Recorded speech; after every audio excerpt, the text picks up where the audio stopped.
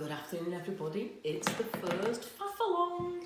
Amy and I are in the workshop room with our little Christmas tree with all handmade decorations on. And this is the first Faff Along video and the first Faff Along ever. I'm hoping you're going to get inspired. I'm hoping you're going to be creative. It literally is just a faff. There is no right or wrong. I'm going to talk you through the box. I'm going to show you the things that I've made with some of the things from the box. And direct some patterns and so on. But like I said, this is about having a bit of a Christmas play, so let's just enjoy it. So, this is the box. Now, as always with the Black Sheep project, you don't need a box to join in. The patterns are free on the website. There's a blog post that will go up this afternoon. So like I said, it's accessible. We've all got bits of stuff lying around. If you've got anything with a bit of sparkle or beads, or even better, just get your bits out and faff around. It's Christmas, we can do these sort of things. So this is the box that you would have received. So I'm going to do a little bit of an opening, show you what you have inside. What we're going to do though, almost disheartens me to open this box because I packed this box this morning. So within your box are 2 balls of Stylecraft Mystique, which is an unusual yarn, but really, really good for faffing. Then we've got 2 balls of Katona, which we're going to, these 2 50-gram balls of Katona. I'm going to show you some of the things you can faff about with them later. Got 3 little cutie pies. I think they actually are called cutie pies as well, which are 10-gram balls of Katona. Then we've got some wire ribbon, some velvet ribbon. I do love a bit of velvet ribbon at Christmas. I am known for wrapping my presents in velvet ribbon. Anchor metallic thread, which is just gorgeous, and we all need a bit of sparkle all the time, not just at Christmas. A mini wire wreath, a cross-stitch card, and our 5 jingly bells. Now, like I say, that's everything that's in the box, but it isn't prescriptive. You don't have to use all these things. You can make stuff out of whatever you've got lying around. So this is the Faff Along box. I'm going to show you now what I've done with my 2 balls of Katona. So, I'm not quite sure how Amy's done that. Amy picked one of these boxes off the side, and it's the same colours as I've got here, and that hasn't been done with any, it wasn't done for a reason. So 2 50-gram balls of Katona, and oh, you can make so much with Katona. Mercerised cotton comes into its own for Christmas decorations. You need that cotton sometimes for a bit of rigidity. If you use an acrylic or something, it won't hold its shape, particularly when you're making paper chains. It does feel odd calling a yarn-based paper chain a paper chain, but you know what I mean when I say paper chain. So, there are patterns for a crochet paper chain and a knitted paper chain on the blog. This is one that I made on Saturday. It isn't finished, as you can see. I've got some ends to sew in. One of my stars has started to come undone. This is super, super, super simple. So, all you are doing with one of these is casting on, for a knitted one, cast on 30 stitches, knit 8 rows and cast it off. And that is it. The only thing I would recommend you do at the end, and this was a tip that Sara gave me years ago, and that is to cast off your last 2 stitches together. If, like me, when you cast something off, you can get a little tail at the end, and it can be quite difficult, particularly doing something small. So let me show you, I've done it here. And if you cast off 2 stitches together, it doesn't give you that tail. That's where I've cast off. Sometimes you've not done that, you end up into a point. And I didn't really want that to happen. So this is all it is. Like I say, it's 30 stitches and it's knitting 8 rows and casting off. So that's all you're doing. I have used 3.25 needles.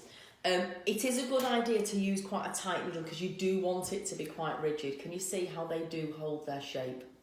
So all I've done is I have knitted so many in the purpley colour and so many in the blue, and then literally thread it through. I know this is the wrong colour. And then I thread it through and then use one of the ends to sew it together and then darn the other end in.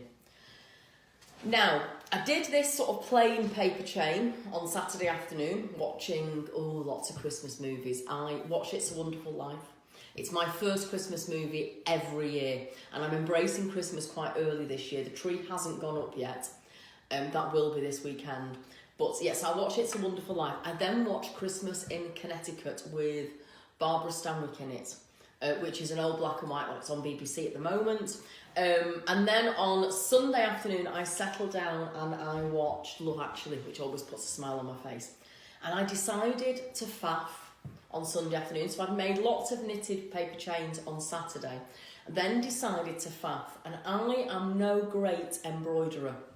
However, I just think gold looks perfect on these colours. So if you can see, all I've done around the edge of the pink is blanket stitch. Really, really, really simple blanket stitch.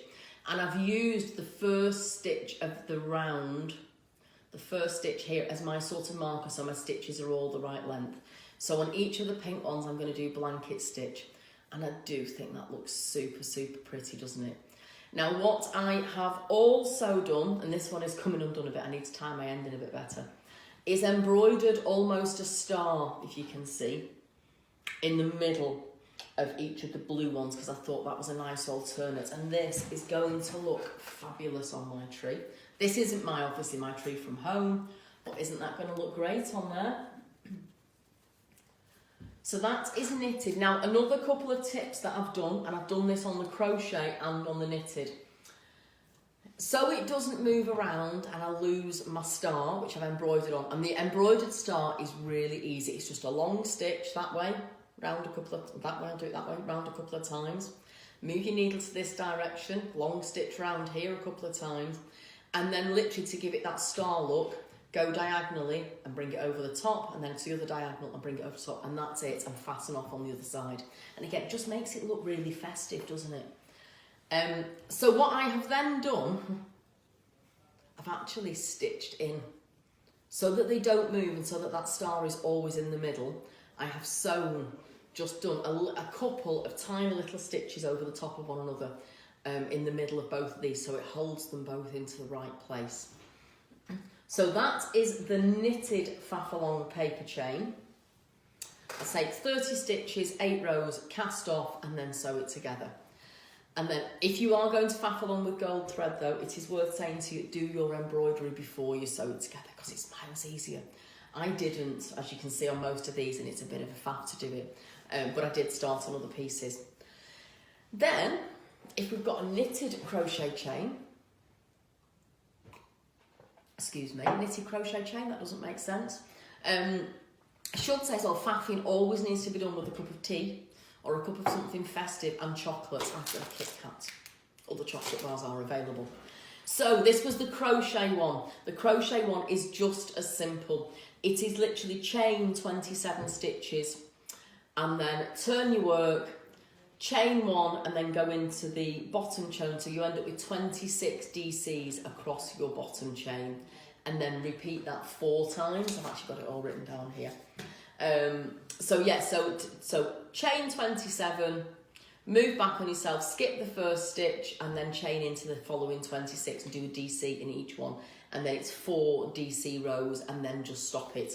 And again, I've done the same thing here. I've embroidered around the top and I've put little stars on. So I am going to join mine up together because I'm not really fussed that it's mixing crochet and knitting, but just so easy to make. Now, just to give you an idea, these are 50-gram balls of Katona, and each one of these weighs about 2 grams, roughly 2 grams. The crochet one is ever so slightly heavier. One time it read 3 grams, then it read 2. So you could get 25 blue or whatever colours you've got and 25 pink chains. So you could have a chain of over 50, which is a lot. I haven't just used my yarn for the paper chains though. I've also crocheted. I've spoken about these on loads of videos. These are my favourite Christmas thing this year. I think I'm just going to make loads of them. And this is the festive stocking pattern, which again there is a link to on the blog post. But this is a free pattern on our website. Super, super, super easy. And again, I've crocheted a little star, embroidered a little star on the front, and then a little chain there so you can hang this up as well. So don't they look perfect? Lots of other ideas that you can do with your Katona. We've got some small balls of Katona, which we're going to use for stockings later on. We've got little crocheted hearts.